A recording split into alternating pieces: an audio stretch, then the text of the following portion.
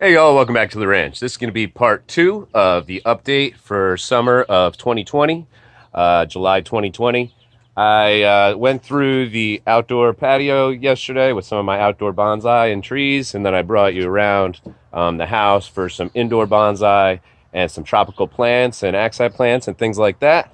I did forget one thing on the deck. I had Yamadori'd an older maple later in the season, and it was like a 50-50 gamble on whether we get to survive or not. So Boston Bonsai Idiot gave me some tips on how to strengthen the root system, even though it was late in the season, and I really think it worked. So I've just uncovered it, and I wanted to show you all that, and then we're going to get down into the 500 white spruce tree farm. We're going to get down into my raised tree garden, my Japanese tree garden, and down here, which you can't see behind me, are my blueberries and apple trees and like raspberries and things of that nature. So that's what's coming up on today's episode of Jarhead Bonsai.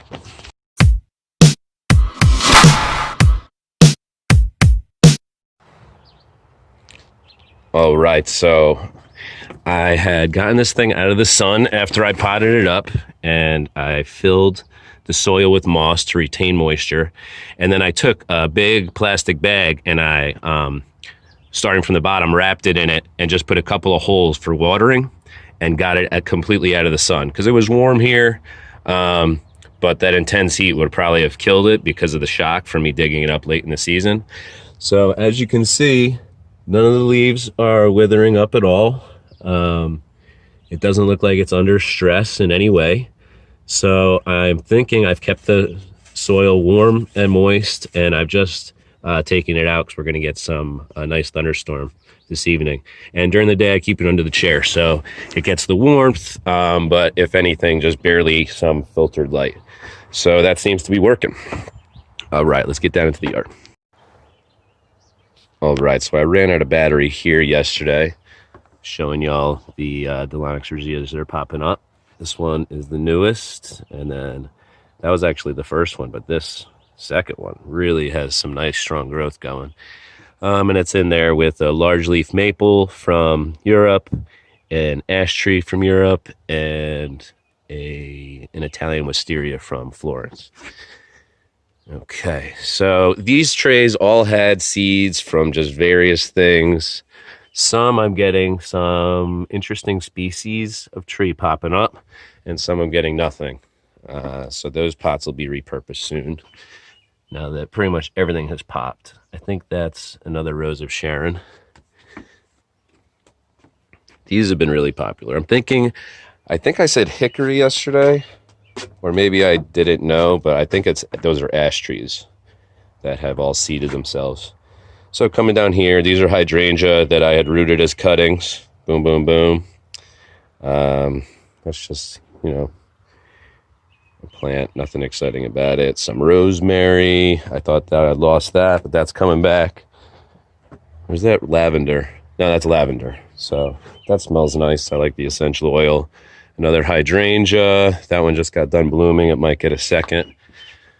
I had some sort of spruce tree, I believe, pop up in here. So that was a dead, crawling flower. So I'm glad that thing rooted itself. This is my golden Fuji Occidentalis. It looks amazing. So nice and full. I just love this one as a bush. I don't know. I'm going to keep that full, probably about that size, and just maintain that size for the rest of it. Okay, so I had done a really hard prune on my Fraser fir. I'm just growing this. It's actually, the root ball is planted above ground and then covered in mulch and some soil just to keep it moist, because I don't know.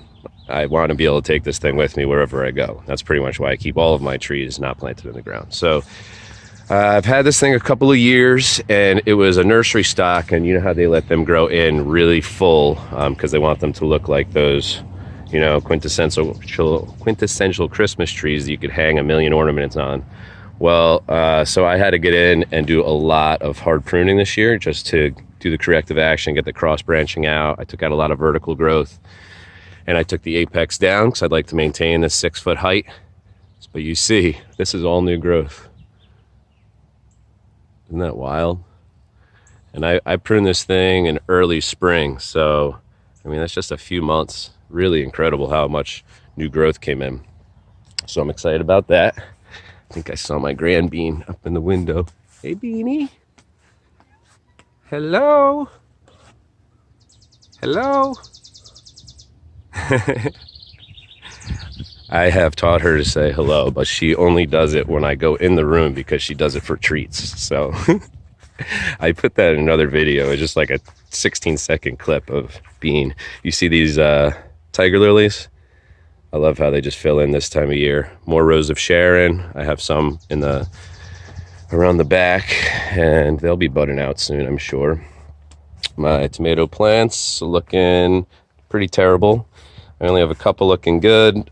I don't know. I think my soil had too much manure in it, and it just messed with them upon transplant. So up top are some raspberries. They're growing hardy. There's some pines in here that are looking decent, starting to fill out, and then there's some dead ones that I got to remove.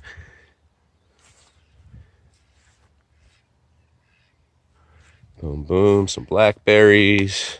It's my blueberry bushes. This one is blowing up. I was eating some the past couple of days just in the morning with my coffee, walking around after I let the chickens out. So nice.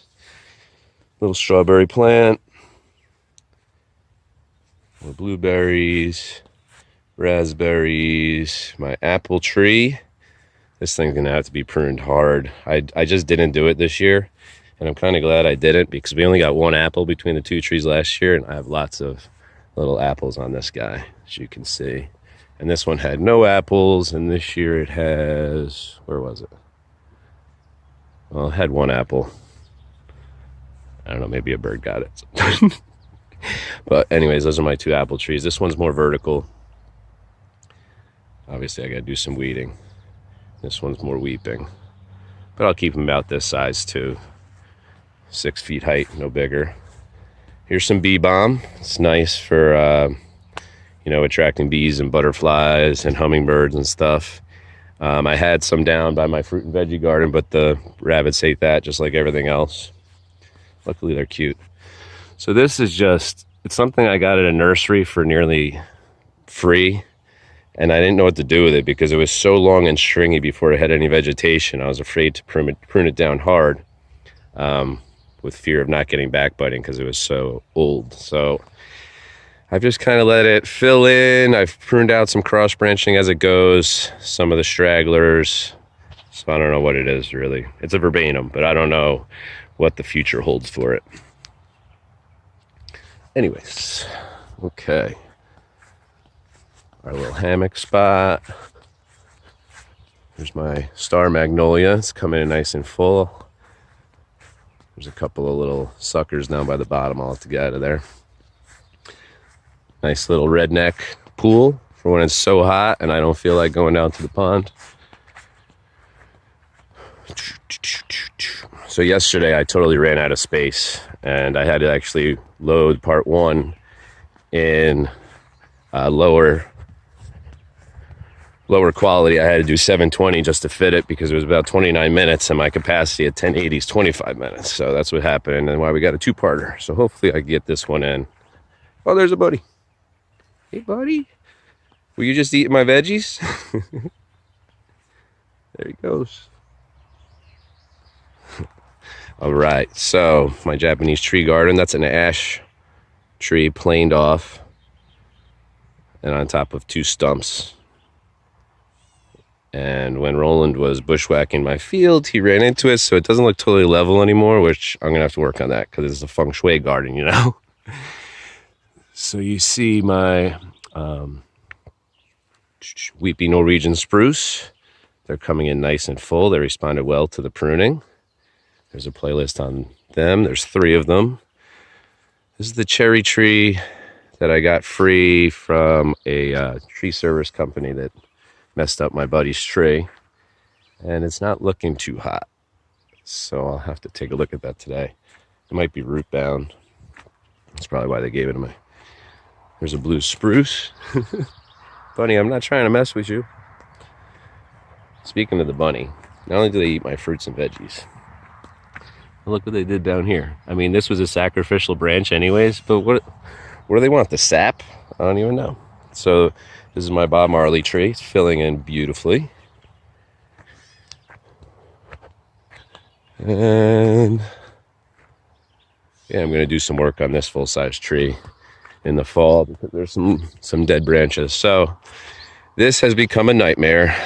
I am almost embarrassed to show you, but my plan of completely loading down cardboard with the mulch, the wildflowers and the weeds and everything, they're like, we're nature and we win. So somehow they push through. Some spots have like 2 feet of mulch and they still push through. So I guess I'm going to get in here with a weed whacker, relay some cardboard, and I don't know, maybe come up with a different solution. Or maybe it's something where I just have to do it a few times and then I'll wear them down. We'll see. But I'll show you some of these trees.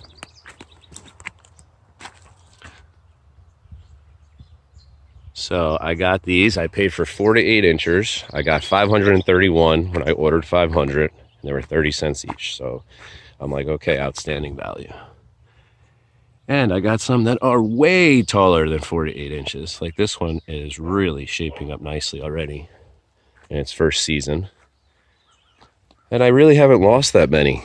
I would say I've lost about 10%, and they say, you know, you lose about a third, so I think we're doing well. So if you haven't seen before, these are planted into a sandbag filled with some nice light soil and peat moss, and then that's wrapped underneath. It's on top of a piece of cardboard, and then it's covered and surrounded by this natural mulch for moisture retention, and it's been doing really well. I've had to water the tomatoes and the bonsais and everything up on the deck sometimes twice a day, but I come down and I do the wetness test at like 4 or 5 different spots. There's 10 rows of 50, and they've been consistently warm and retaining their moisture, so it's been great. Look at this row. This really makes me happy. It was a lot of work putting this thing together this year. This was a lot of work. Totally paying off. Look at all these trees. Some are going to be bonsais. Some are going to be future Japanese garden trees. Some are going to be full size. But looking good. All right. Real quick on the fruits and veggies. There were collards there. Bunny ate them. None of my seeds came up. I'm a loser. I'm doing really well with onions and parsley. Bunny ate all my kale. These are strawberries. They didn't fruit. I guess maybe next year. Celery that we grew just from the bottom of the celery nub that you get. Rooted it in water, planted it. Looks like we'll be fine there. There's some herbs in there. Yep, some red and white onions. Oh, looks like... oh no, they just came uncovered. Some of our white onions, red onions. And over there, the bunny ate absolutely everything. That's where the cauliflower, broccoli, all that was. And over here, I got my 3 tater towers. So these are little fingerling potatoes. Looking good. I just keep filling in with soil and then raising the hay on the outside. These are russet potatoes. They are looking hardy. And these are purple or red potatoes. So all looking good. All right, I gotta hurry along because I have a client here. Hey babies, these chickens been doing great. They've been laying about an egg a day each, so that's very nice to supplement protein for the family. We even put some in our dog's food the other day. So the spruce trees, the extra ones, they're looking nice. We've got a few oaks and walnuts that popped up. They're looking nice. I had some on the really hot days that just kind of dried up and died off. So it is what it is. All right, y'all. So that's going to do it for us today. Part 2, all done. Update at the ranch. Hope y'all are doing well. And I will see you next time. Take care. All right, y'all. All my baby geese are about the size of the mama goose. The goslings grew up. See that all their colors came in. Nice white chest.